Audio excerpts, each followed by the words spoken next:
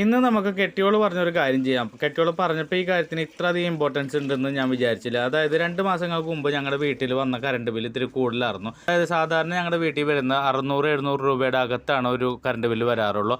എന്നാൽ ഈ കഴിഞ്ഞ 2 മാസങ്ങൾക്ക് മുമ്പ് വന്ന ബില്ല് 1200 സംതിങ് ആയിരുന്നു. അപ്പോൾ തന്നെ പറഞ്ഞു കറണ്ട് ബില്ല് കൂടുതലാണ്. അപ്പോൾ ഞാൻ പറഞ്ഞു ഈ കറണ്ട് ബില്ല് കൂടാനുള്ള കാരണം എന്താണെന്ന് നീ കണ്ടുപിടിച്ച് കഴിഞ്ഞാൽ ഈ കറണ്ട് കാശ് കൂടി വരുന്ന ഈ പൈസ കൊണ്ട് നമുക്കൊരു അടിപൊളി കുർത്തിയൊക്കെ എടുക്കാമല്ലോ എന്ന് ഞാൻ തമാശയ്ക്കാണ് പറഞ്ഞെങ്കിലും ആളത് സീരിയസ് ആക്കി എടുത്തിട്ട് തന്നെ അടിപൊളിയായിട്ട് 4-5 സ്ഥലത്തുള്ള ആ ലീക്കേജ് കണ്ടെത്തി. പിന്നെയും കുറച്ച് കാര്യങ്ങൾ കണ്ടെത്തിയിട്ടുണ്ട്. അപ്പോൾ എന്തായാലും ആൾ പറഞ്ഞതല്ലേ എന്ന് വെച്ചിട്ട് ഞാൻ തൊട്ടടുത്തുള്ള ഈ പ്ലംബിംഗ് ഷോപ്പിൽ പോയിട്ട് പ്ലംബിംഗ് ഷോപ്പിൽ നിന്ന് സ്പിൻഡിൽ എന്നാണ് ഇതിനെ പറയുന്നത്. ഇതിന്റെ പല ലെങ്തിലുള്ളതുണ്ട്. നമ്മൾ ആ കറക്റ്റ് സാധനം കൊണ്ടുവന്ന് കാണിച്ചു കൊടുത്തു കഴിഞ്ഞാൽ അതുപോലെ തന്നെ നമുക്ക് കിട്ടും. ടാപ്പ് ലീക്കേജ് വരുമ്പോൾ അതിൻ്റെ ഉള്ളിലുള്ള സ്പിൻഡിൽ മാറ്റുമ്പോൾ ജസ്റ്റ് ഒരു കാര്യം നിങ്ങൾ പ്രത്യേകിച്ച് ശ്രദ്ധിക്കണം. ഇതിൻ്റെ ഉള്ളിൽ ഒരു വാഷർ ഉണ്ട്, അത് എടുത്ത് കളയാനും അതുപോലെ പുതിയ വാഷർ ഇടാനും അതുപോലെ ഓറിങ് സീറ്റിംഗ് ആവാനും നമ്മൾ ശ്രദ്ധിക്കണം. ഇഷ്ടപ്പെട്ട് കഴിഞ്ഞാൽ ലൈക്ക് ചെയ്യാനും സപ്പോർട്ട് ചെയ്യാൻ വേണ്ടി സബ്സ്ക്രൈബ് ചെയ്യാനും മറക്കല്ലേ.